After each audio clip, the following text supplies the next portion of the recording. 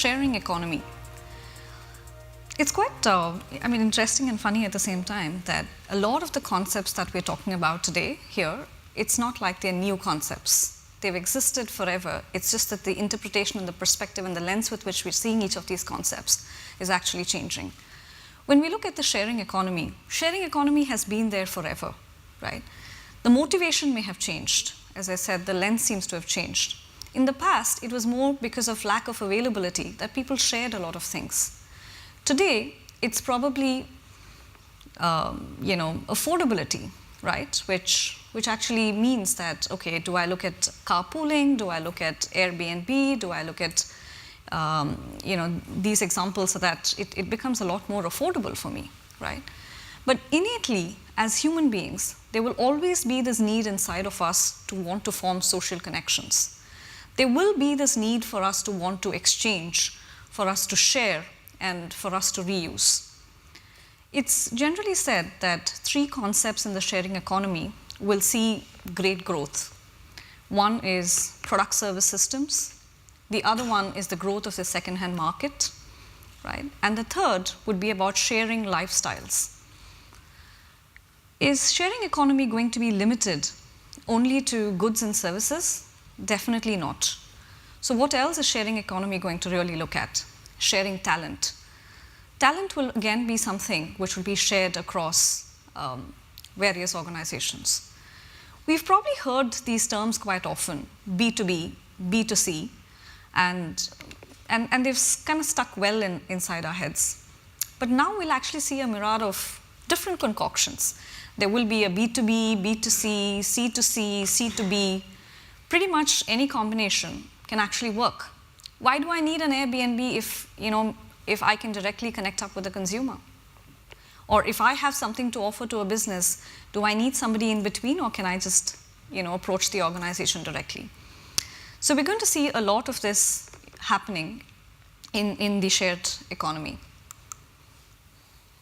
Looking at some of these examples of where people are thinking a little differently.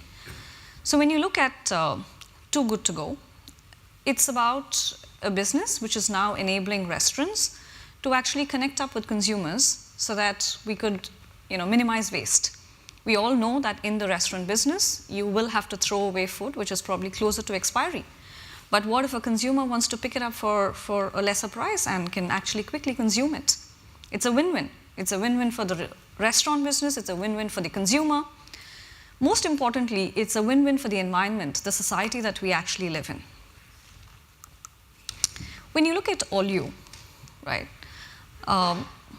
most of the waste that actually comes out, that is generated, is believed to be coming in from homes. So half the waste actually comes in from homes versus the 5% of waste which actually comes in from retail organizations.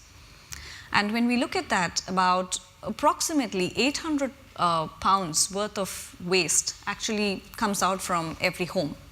When you multiply this, it adds up to about 1.5 billion pounds per year.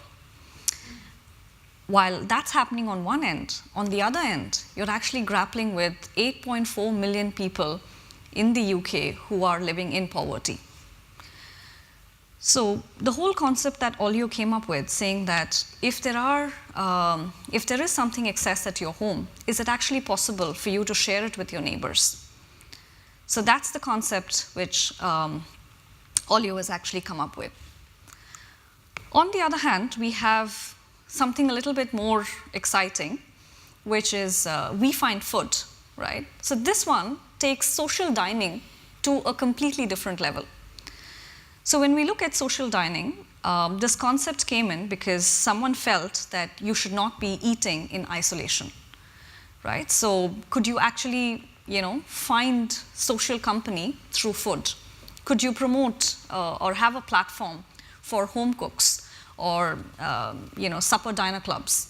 So that is where, We Find Food came up. So we are actually seeing 2 concepts here, right?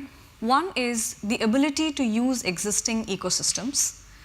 It will also boil down to what are the new ecosystems that we as retailers actually want to create.